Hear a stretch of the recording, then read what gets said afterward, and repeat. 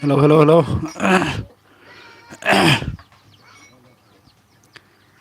Roti main सफैनो हाबाय thank you hello hello hello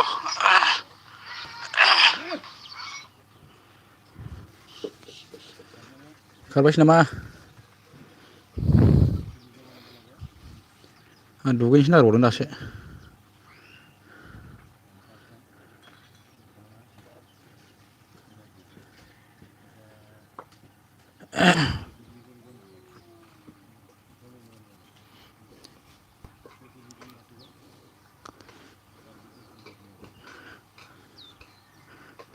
अन दं दे ब्र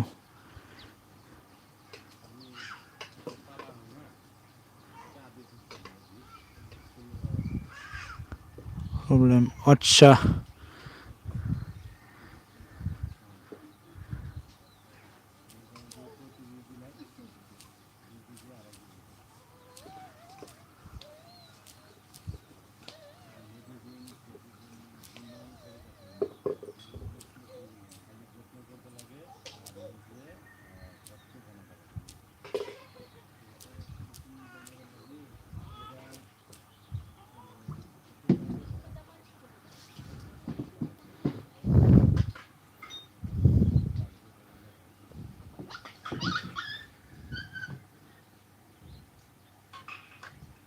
Please support me guys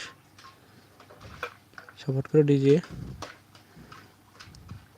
hello hello hello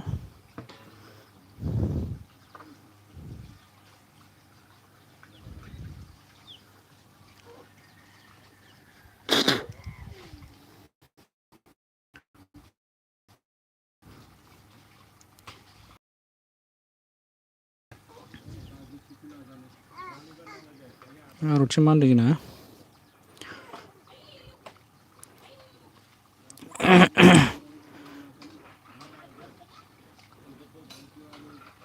न'आवसो आं दा आदसा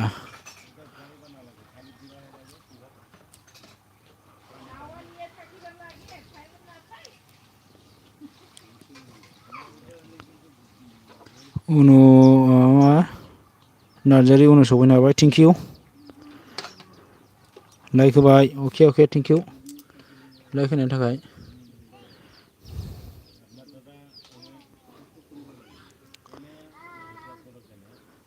अन दोनगोन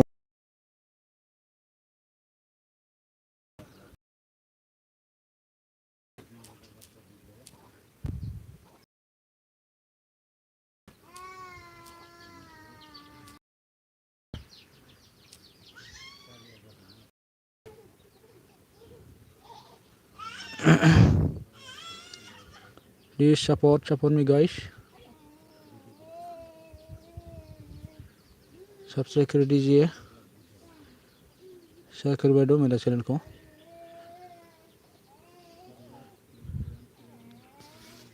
आं दुगैग्रोनो दे दसेनो please support me guys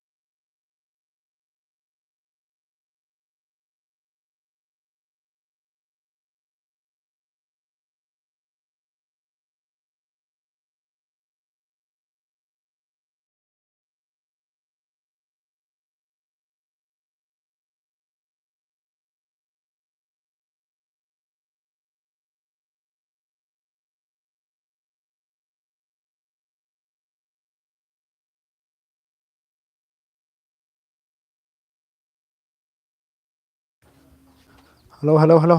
thank you so माच आंहा दासो दुगैखांदोंलै सरि दै सोर सोर फैखोथाय आदै आं गोरिब सफैनो हादों आरोना थेंकिउ ओमफ्राय जोंना सफैनो हादों थेंकिउ अन आरथि अन ओमफ्राय सोर सफैनो हाबावदों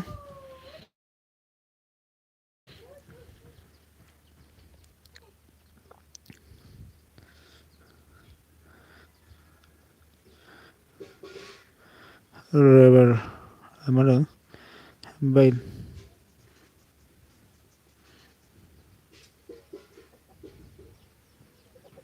मा लिरखो बेलाय बा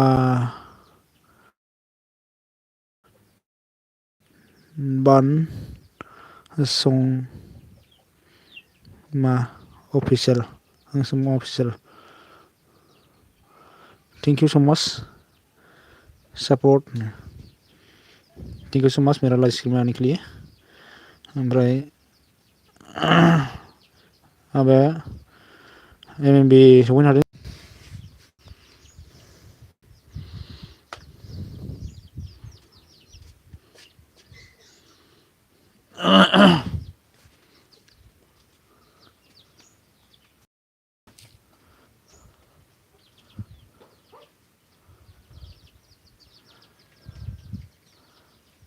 आरथि अन थेंक इउ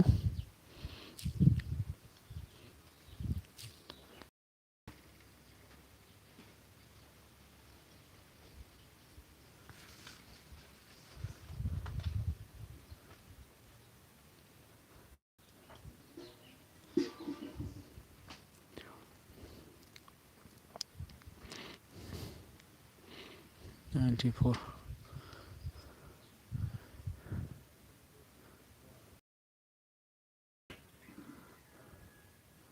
साब्रैल'सै आरोना ओइस अन नो थेंक इउ आं गोरिबा मा होनदों जोंना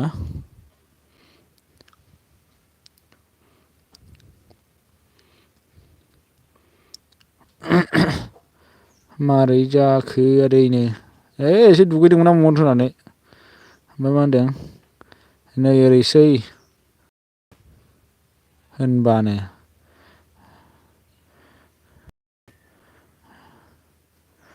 ओमफ्राय ओइसआ गुडनो थेंक इउ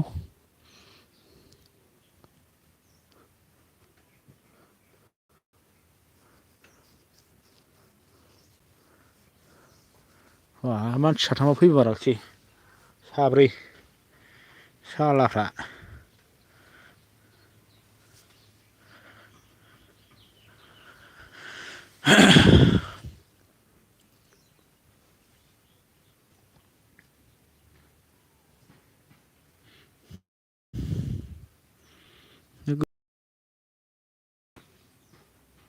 GTB सफैनानै दंखायोमोन माथो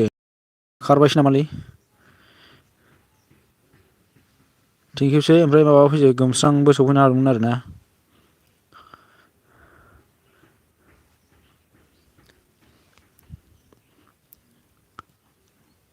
गोमस्रां मा होनदों रोखोमा ना मा होनदों नायखुमाना देन्जार डाइलग होखायो उनुआ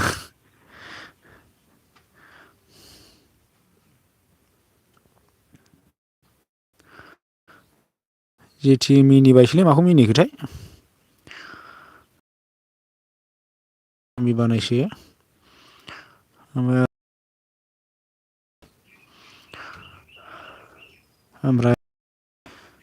MRD मेडाम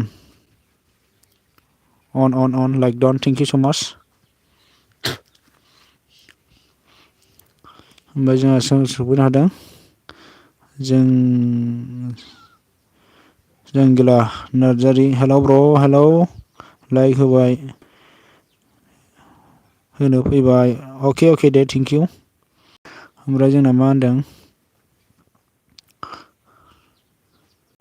आं र' अके दे ओंखाम जाग्रोनि र' अके दे ओमफ्राय टपिकआ मा होनदों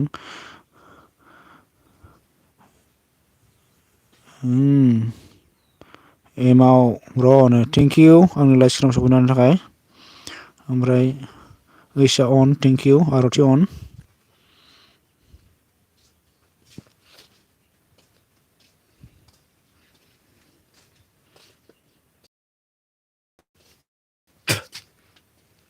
फाग्ला बोरबाय थायोब्रा नेटआ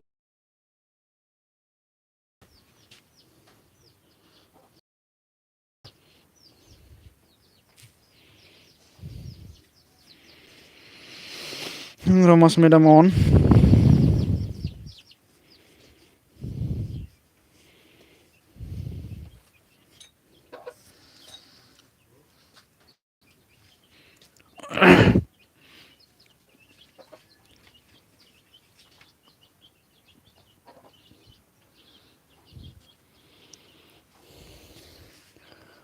रमान थेंकिउ ओइस अन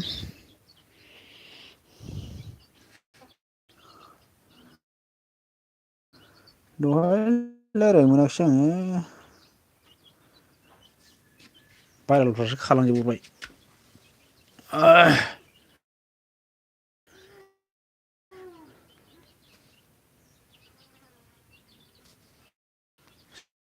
6 जन अनलाइन दं आरोना टपिक अन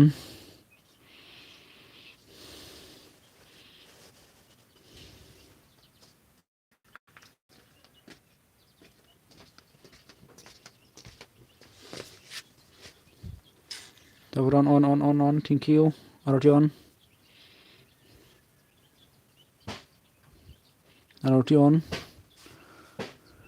टपिक अन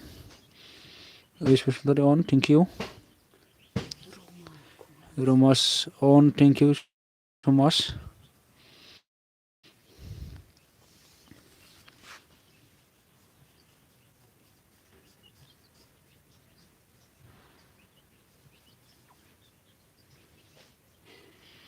आरति अन ओइस बसुमतारी राधे ओमफ्राय सोर जाखो रमा अन थेंकिउ टुपन अन होबाय आरोना बेयो थेंकिउसै गंनै फन अनलाइन दोननायनि थाखाय रमा मेदाम अके थेंकिउ आरति अन थेंकिउ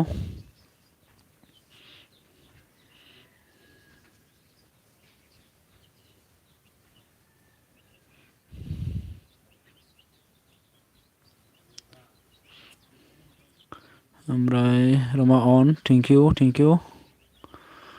आरति अन रमा अन थेंकिउ सो माच टपिक अन हानो रमा अन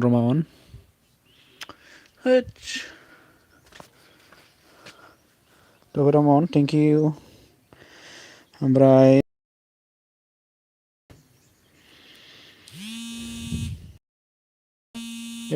फनसो फैलायबाय नै जारलासोलै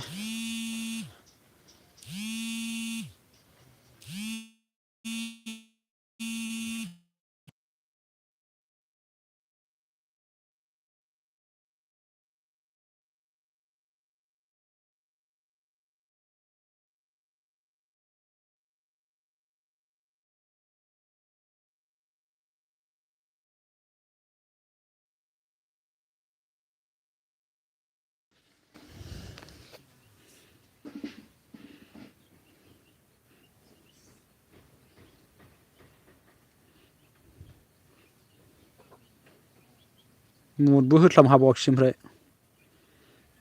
फाग्लासो जागोनलै जि हरदेरबाथाय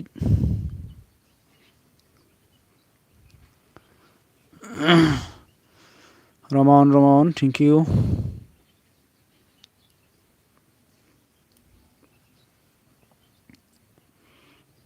मा होनदों कमेन्ट खालाम मादों दा MMBआ कमेन्ट खालामनो मोनथ'वा ब्र अन दङ अके दे जेबो नङा अन थाबानो जाबाय ओमफ्राय मा होनदों ओइसआ नाइसनो ओमफ्राय आरथि अन ओमफ्राय ओइस अन ओमफ्राय टपिराम हौवा ना हिनजाव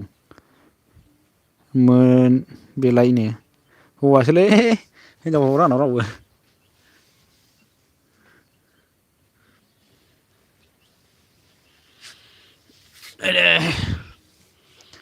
हैद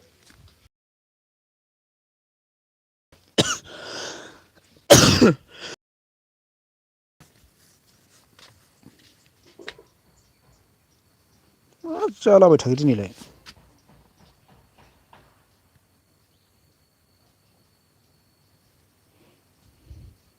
आरथि अन मा होनदों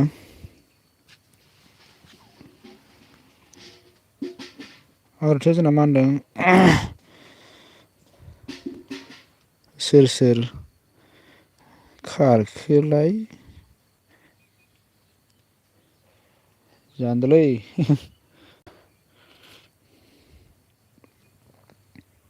ओमफ्राय मा होनदों आं दं नो अके ओमफ्राय मा होनदों मा ओंख्रि जाखो एमावब्र'नो जाथ'वाखै आरोना मा ओंख्रि आलुसो लेमनाय नुदोंमोन दहायो ओमफ्राय मा होनखो अनलाइन जोंना रथि अन थेंकिउ ओमफ्राय नो टपिया ओमफ्राय ओइस र' जाखांबाय नामा होनो ओमफ्राय जोंहा एमाव ब्र'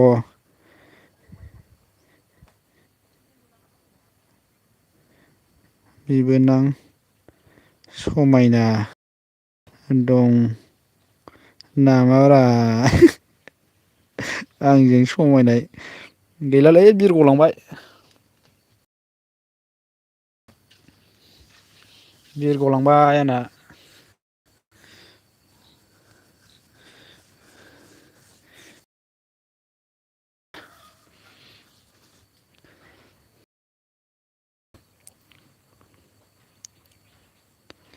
ओमफ्राय मा होनदों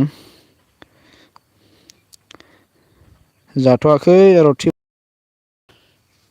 मा जाबाय थादों दिनै नेटालाय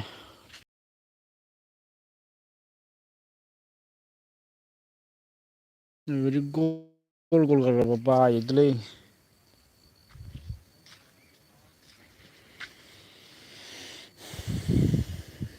अके नो ओमफ्राय जोंहा ओइसआ मा होनदों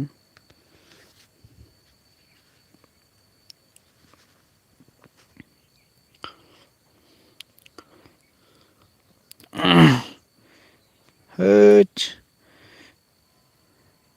बैनायआलाय सोरमोन हैद हौवासो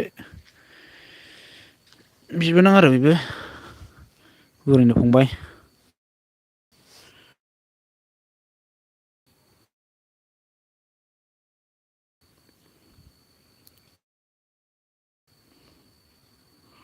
मा होनदों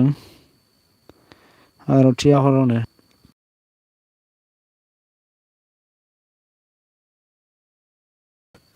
सम गैयानो बिथाङा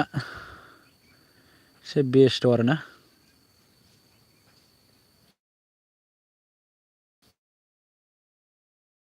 प्लिज सापर्ट करो प्लिज दासो नेट मोजाङाव फैनानैसो सिखार टावारखौ माबाखाबाय फुङाव सावाफिना माफिना ओमफ्राय आरथिया मा होनदों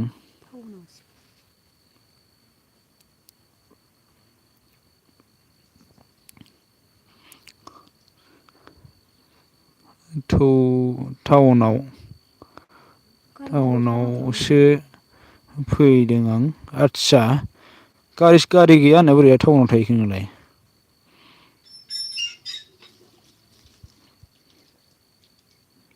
खुला आरो माबायाव टाउनाव ओमफ्राय मा होनदों जोंना जाखांबाय आं आलु जहल दाउसो आदसा गारि बन्द'नो गारि सालायनो मोना होननाया बोरैहाय टाउनाव थांखो बे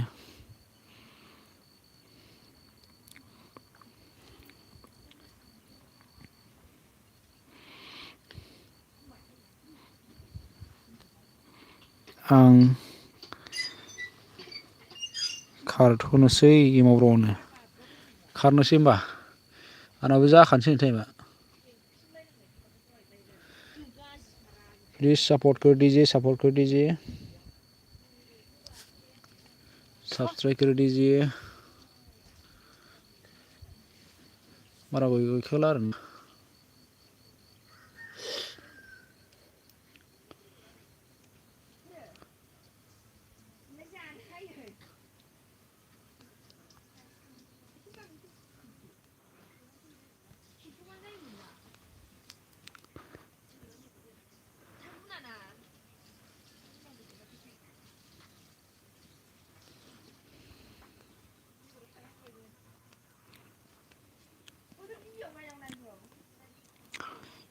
माने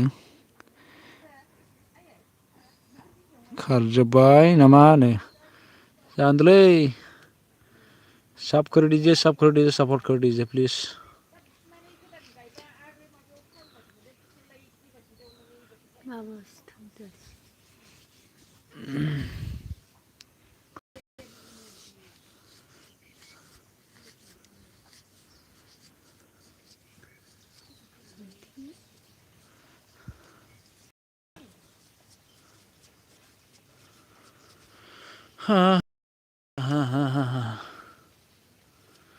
हानाया एसे बुरजायैनो थांबायसो खोमा नंदोंमोनलै दाबो 36ल' आरोना 37 दा 40 थांबाय 20 मिनिट दंबावोसो होमबाबो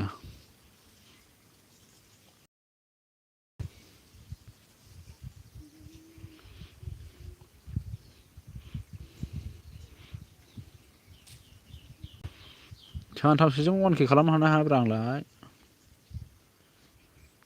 100ल' नांथारसिगौमोन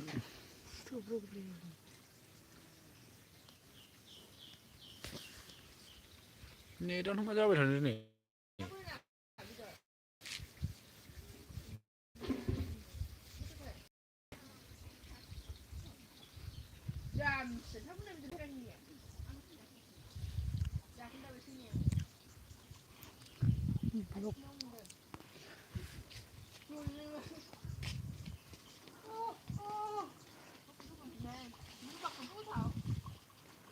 $905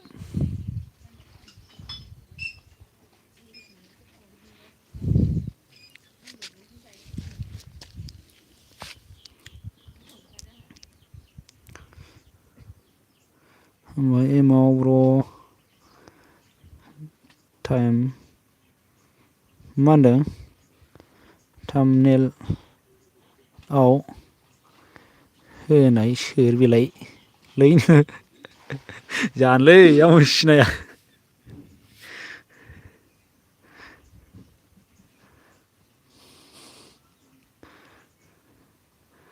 आं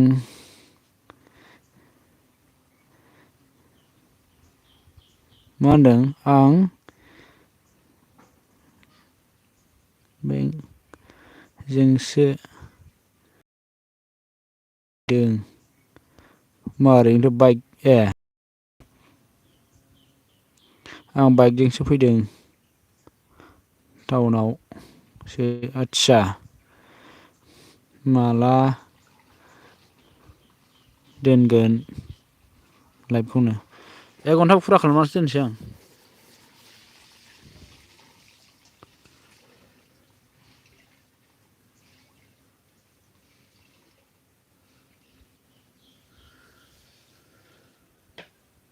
प्लीज सपोर्ट करो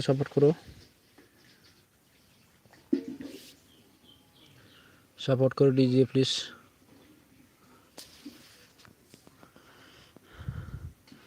रमा अन थेंक इउ अनलाइन दङ बेखौ अन थागोन होनना मिथिखादां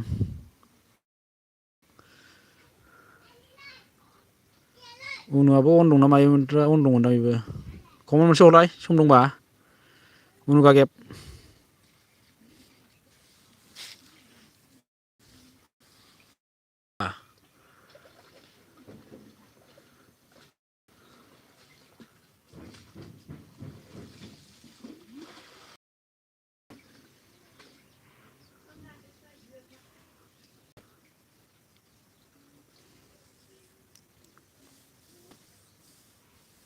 2 फन अन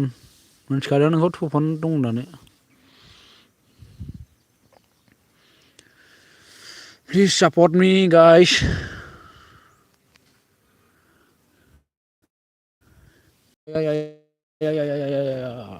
मा जालाबाय थायोलै हरखेलाबाय थायो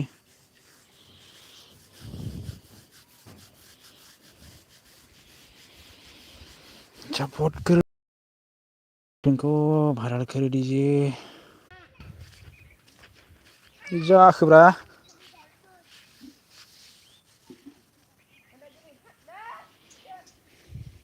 रमान थेंक इउ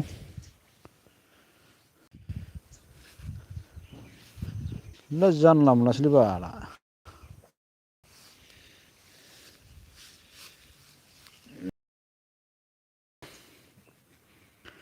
अन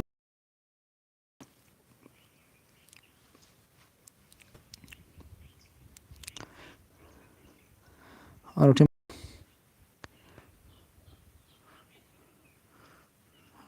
जुमसो जारलाबायलायबाय दा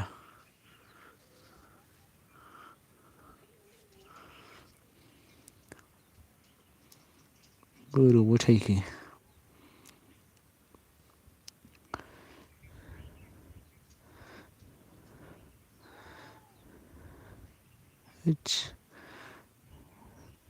नायस्लाबा बेसे नांबावगौ टाइमा गैला बेस्थ'बा जेबो नंला दे दंबावो माबा 12 मिनिट 13 मिनिट दंबावोसो आरोना बेस्थ'बा जेबो नंला दे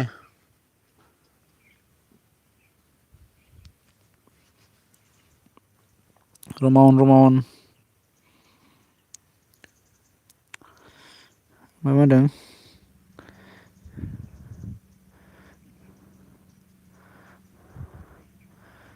ओमफ्राय मा होनदों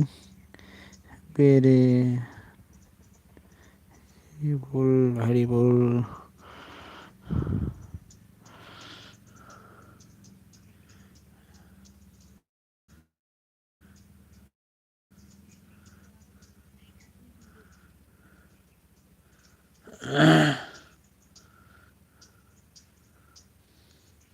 रमान आरती अन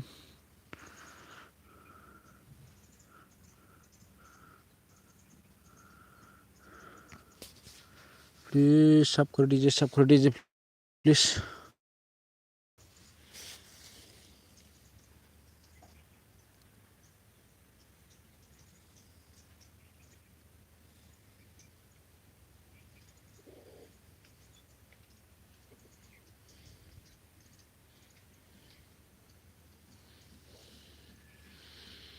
सपोर्ट कर दीजिए रमान आरती अन थैंक यू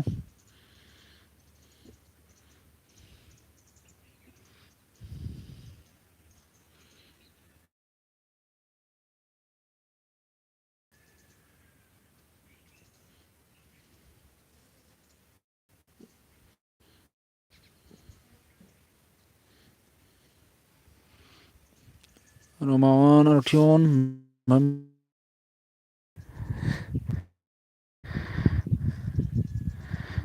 आरती अन आरती रमान thank you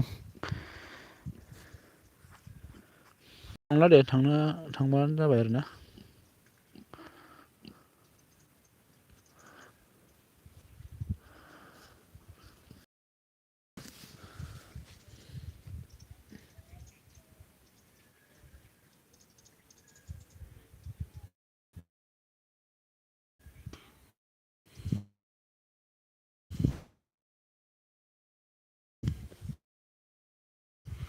Roman thank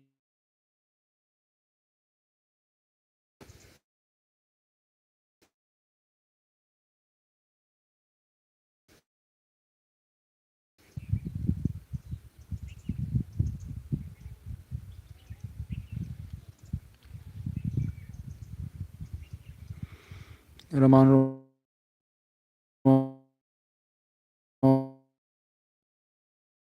on rotation. Thank you.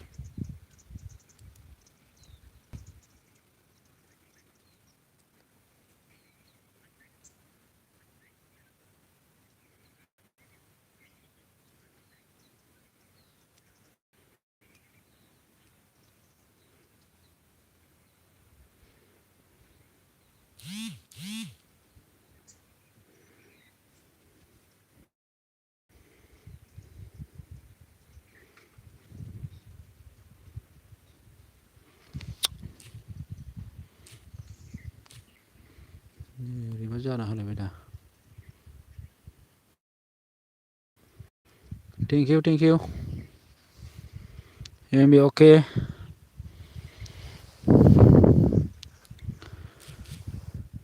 ओमफ्राय जोंहा आरोथि मा होनदों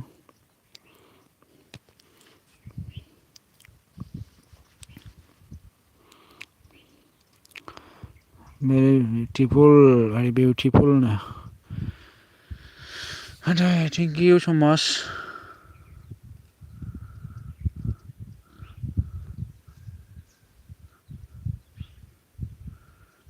प्लीज़ सपोर्ट कर दीजिए प्लीज़ सब्सक्राइब कर दीजिए मेरा चैनल को मा एसएमएस फैबाय थायोब्रा वायरल करवा दो मेरा लाइव स्ट्रीम को ज्वाइन हो जाओ गाइस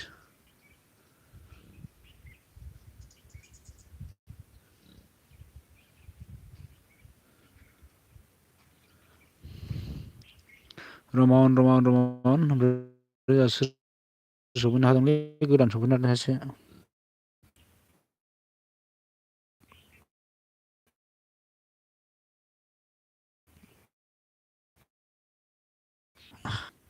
थेंकिउसै आं लाइभ स्ट्रिमाव सफैनो हानायनि थाखाय आरटिअन रमान आरटिअन लाइक नाइस थेंकिउ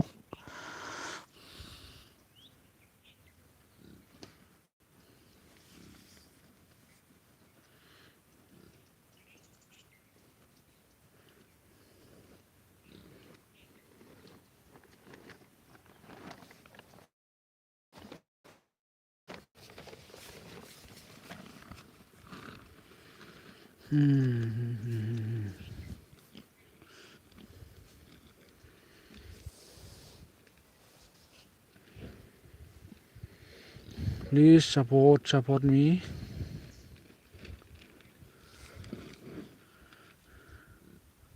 Support कर दीजिए please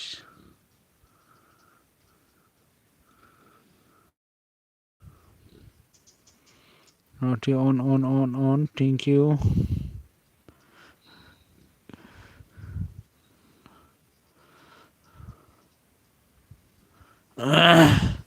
Rama on thank you Roti on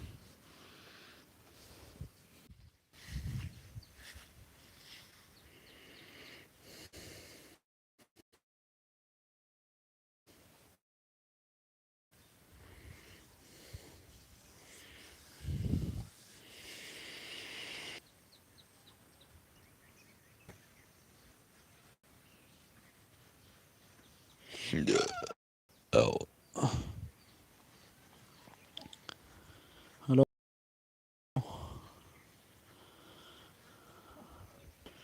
Roti on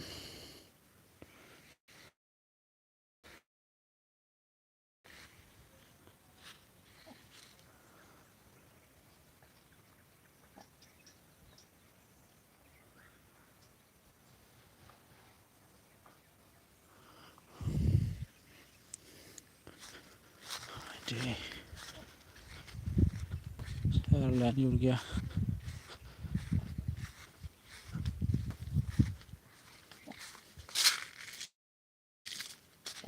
on thank you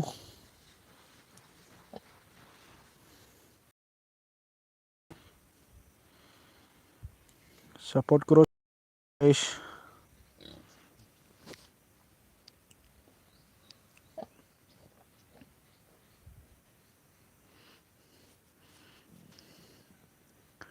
join हो जाओ, जॉइन हो जाओ।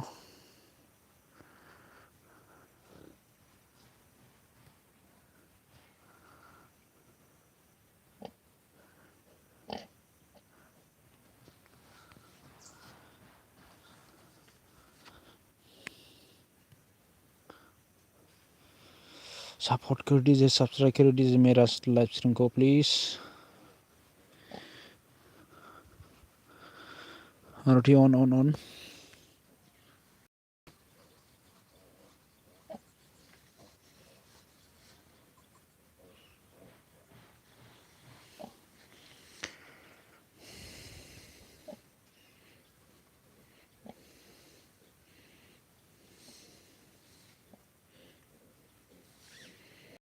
प्लीज़ सपोर्ट कर दीजिए प्लीज़।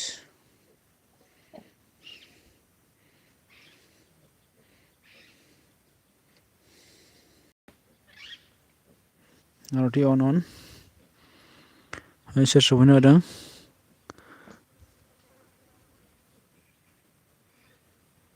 गौरव जीबी आ गया हमारा। थैंक यू सो मच मेरा लाइव स्ट्रीम में आने के लिए।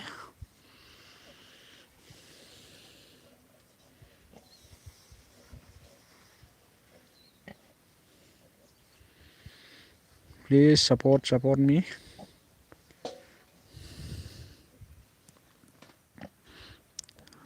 गौरव ji on.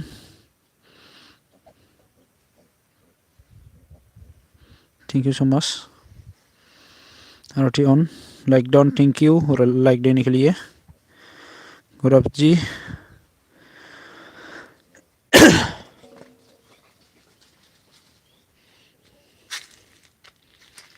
Please support me guys, support, please support me.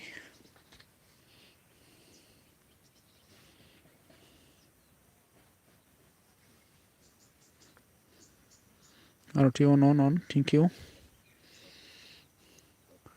Only 2 minutes.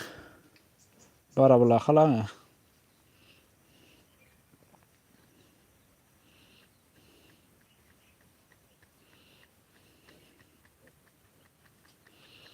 बाय खालामदो गाइस मान। जाबाय।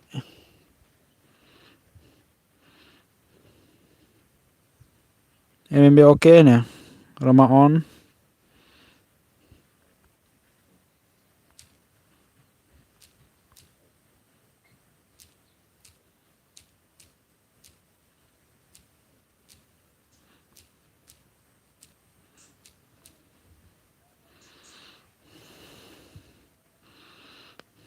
बाय ओके।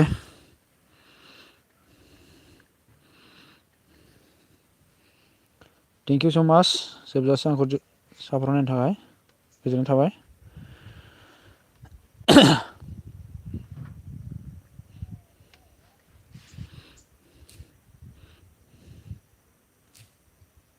बारायाखै नायबावनो।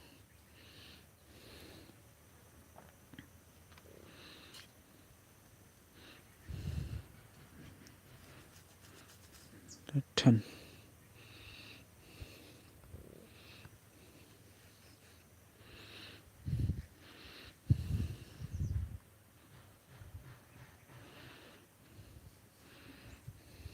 बाय खालामबाय दे होमबालाय दोनबाय आं दे।